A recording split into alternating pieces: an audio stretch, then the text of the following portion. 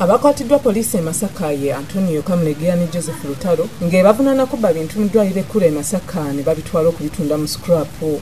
Bano okugombebwamu obwala akidiridde Kamulegeya okusooka okubba akuuma akakwata laddu n'akaguza munne Lutalo kyokka bwe yabadde azzeeyo okubba akalala ne bamukwata.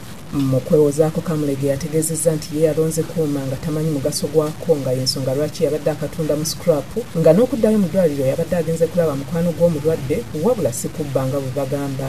Nsanga omukuumi akola ku byegundi ku by'eddwaliro nga nkutte magalo nangamba ovaawo koze mbadde nyina gwenoonya mu ddwaliro yaludde ku accident omubuuzeeko malenzi gye wano. Naye nga emabegako walondayo akantu kali akuuma akaladdu.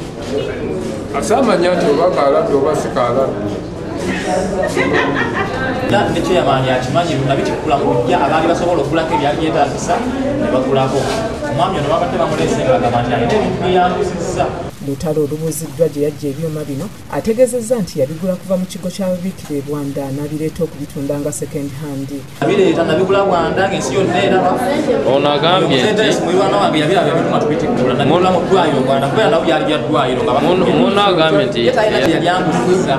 Omubaka wa pulezidenti e Masaka Linus Ngompeeka avumiridde ekikolwa kino kyokka n'anenya abakuumi mu ddwaliro lino obutaba na bukugu bumala olw'ebintu nga bino okubbibwa nga weebali. Gavumenti etuwa bintu nga bino okuyamba ffe abalwadde oba n'abalwadde abalala, naye kibinya ate okulaba abavubuka baffe okunyigira obubbi ate okubba bintu bya ddwaliro. Jacinta Bwanika yakusakidde eggulire lino ku Lwabukedde TV1.